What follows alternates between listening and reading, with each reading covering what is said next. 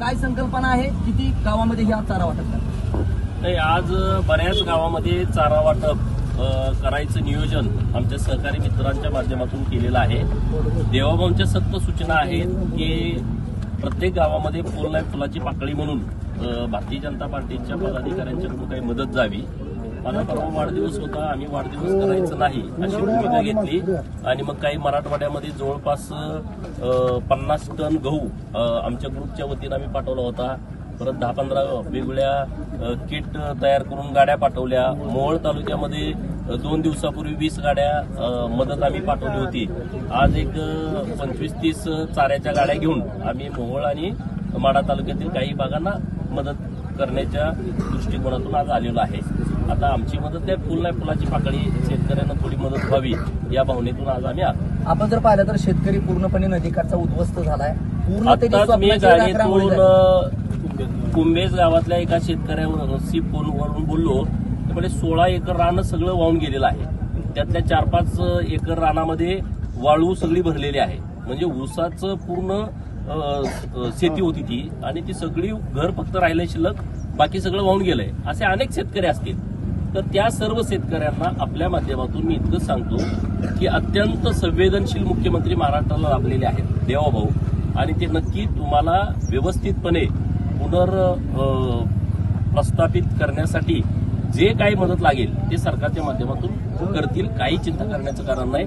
1-2 दिवसामध्ये मला वाटतं काहीतरी सरकारच्या माध्यमातून चांगली घोषणा होईल आणि लोकांना भरीव अशी मदत माननीय मुख्यमंत्री महोदय करतील. काल राजीव शेट्टी येऊन देखील गेले, रोहित पवारांचा देखील दौरा पार पडलाय. ओला दुष्काळाची मागणी होतीये आणि कुठेतरी कर्जमाफीची देखील मागणी केली जाते. दुसरीकडे सीएम फडणवीस साहेबांनी सांगितलं होतं की योग्य वेळी कर्जमाफी करू. ही योग्य वेळ वाटत नाही. नाही, माननीय मुख्यमंत्री महोदय या सगळ्या बाबतीमध्ये योग्य भूमिका घेतील. त्यामुळे रोहित पवारांसारख्यांच्या सल्ल्याची आवश्यकता सरकारला असं मला वाटत नाही.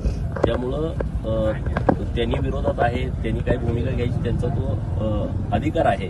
परंतु मुख्यमंत्री महोदय आता जी परिस्थिती अतिवृष्टीची राज्यभर झालेली आहे, मराठवाड्यासारख्या भागामध्ये जिथं टँकरसाठी आंदोलन करायला लागायची, आज त्या परिसरामध्ये सगळीकडे पाणी आहे. त्यामुळे शेतकऱ्याला आता ठोस मदतीची आवश्यकता आहे. ही मदत माननीय मुख्यमंत्री महोदय घेतील आणि कर्जमाफीच्या बाबतीमध्ये सुद्धा माननीय मुख्यमंत्री महोदयांचा तो अधिकार आहे. नक्की त्याबाबतचं ते धोरण राबवतील. ऊस दराचा विषय येतोय समोर की 15 रुपये कपात करण्याचा निर्णय जो आहे तो मुख्यमंत्री सहायता निधीला वगैरे देण्याचा, शेतकऱ्यांच्या थेट खात्यातून 15 रुपये कट होणार. मग डोळ्यात शेतकऱ्यांचे अश्रू पुसण्यासाठीच 15 रुपये सरकार त्यांचेच घेते. अरे असं नाही आहे. त्याबद्दलचं तुम्ही व्यवस्थितपणे भूमिका नीट समजून घ्या. मध्ये जे ऊसतोड मजुरांच्यासाठी काही धोरण राबवलं, त्यामध्ये काय मदत द्यायची आहे, तर ते कारखानदाराकडून त्याची वसुली सुरू केली होती. तर याबाबतचं शेतकऱ्यांचंच काढून घ्या, शेतकऱ्याला द्या अशी सरकारची अजिबात भूमिका नाही. शेतकऱ्यांना जो आता या अतिवृष्टीमध्ये कोलमडलेला शेतकरी आहे त्याला उभा करण्याच्या दृष्टिकोनातून राज्य सरकार अत्यंत चांगल्या पद्धतीचा निर्णय घेईल. त्यामुळे 12 तारखेला आमदार रोहित पवारांनी अल्टिमेटम दिला आहे की 12 तारखेपर्यंत सरकारनं जर निर्णय नाही घेतला तर शरद पवार मैदानात उतरतायत. कुठल्या 12 तारखेला? या 12 तारखेला 12 ऑक्टोबर पर्यंत जर सरकारनं मदत नाही जाहीर केली, तुटपुंजी मदत जर जाहीर केली तर शरद पवार मैदानात उतरणार असं सांगताय. मग काय करणार मैदानात? एवढे वर्ष तुम्ही आहे ना राज्यामध्ये, तुम्ही शेतकऱ्यासाठी काय केलं ते सांगा ना. हे मैदानात उतरणार, ते मैदानात उतरणार, त्याची काय मैदानात उतरायचं ते उतरू द्या, त्याचा काय फरक पडत नाही. परंतु सरकारच निर्णय चांगला घेणार आहे ना. तुम्ही मैदानात रोज आहे ना. जातीयाचं राजकारण करायचं म्हटलं का तुम्ही मैदानात, शेतकऱ्याचा विषय आला का तुम्ही मैदानात. तुम्ही फक्त आग लावायच्या विषयात पुढे असता. जाऊ दे, हा विषय तो महत्वाचा नाही. आता आम्हाला शेतकरी अडचणीत आहे, त्या शेतकऱ्यांना मदत काय करता येईल हे आम्हाला करायचं आहे आणि आमचं सरकार करेल. आतापर्यंत ज्या ज्या भागामध्ये दुष्काळ होता, मी दुष्काळी तालुक्यातला आहे, माझं गाव वाटपाडी तालुक्यात आहे, मी आता जत विधानसभा मतदारसंघात नेतृत्व करतो. दुष्काळी, अरे एवढी वर्ष लोक तुमच्यावर होती ना, एवढी वर्ष तुम्हाला सत्ता दिली, काय तुम्ही दिलं त्या लोकांना? तुम्ही पाणी पण देऊ शकला नाही. आज ऊसाचा शेतकऱ्यांना भाव मिळावा म्हणून पूर्वी आंदोलन करावं लागत होतं, आता लागतंय का? सरकारनं FRP जाहीर केला आणि तो शेतकऱ्यांना मान्य झाला. साखरेचे दर वाढवले, असे निर्णय घ्यावे लागतात. त्यामुळं रोहित पवारला काय वाटतंय याच्याशी आम्हाला देणं घेणं नाही. शेतकऱ्याला मदत कशी होईल याच्याशी आम्हाला देणं घेणं आहे. कुठं तर साहेब एकीकडे शेतकरी अडचणीत आहे, दुसरीकडे मात्र आपलं आणि जयंत पाटलांचं काय असं वाकयुद्ध आहे महाराष्ट्राला, का नेमकं असं एकेरी भाषेवर काय विषय येतो? एकदम आता विषय माझ्यासाठी संपलेला आहे. अशा विषयामध्ये असे प्रश्न विचारावं असं मला काय वाटत नाही. तो विषय माझ्यासाठी संपलाय. मी आज वेगळ्या कारणासाठी आलोय. आमची माऊली हळणवर आम्ही सगळे परवा पण त्यांना आम्ही बरोबर घेऊन तिकडं मोहोळला मोठ्या प्रमाणात मदत पाठवली होती. आज म्हणले ह्या भागात आपल्याला जायचं आहे, तर सकाळी सगळे लोक पंढरपूरमध्ये गोळा होऊन पालकमंत्री महोदय पण स्वतः वेळ काढून सोलापूरहून आले. त्यामुळे आम्हाला जरा उशीर इकडे यायला झालाय.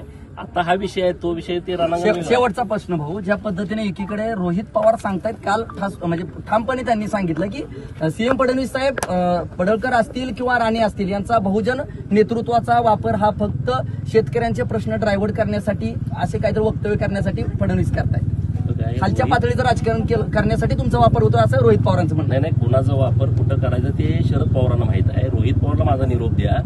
आज आणि तू एकदा माझ्यासमोर बसा आणि डेबिट चर्चा करा. आता ही वेळ नाही. कुणी कुणाचा वापर केला, काय केला, तर आजोबा आणि दोघं संध्याकाळी एकत्रित बसा आणि एकदा TV9च्या तिथं ऑफिसला बोलवा आणि मला तिथं बोलवा. एकदा जरा व्यवस्थित चर्चा होईल. आता ही वेळ नाही.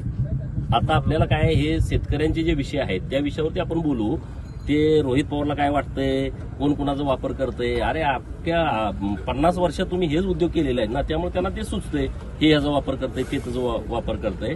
ह्याच्यावरती सविस्तर बोलावं लागेल. तर त्यासाठी एकदा तुम्ही जरा त्यांना निमंत्रण द्या.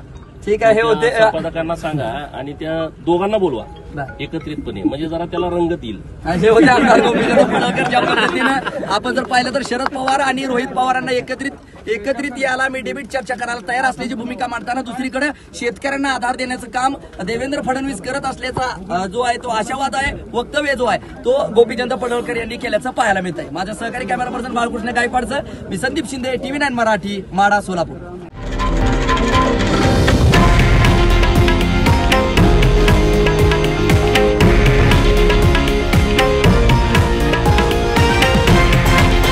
हे आहे देशातील नंबर 1 न्यूज नेटवर्क आणि आपण पाहत आहात TV9 मराठी, एकमेव.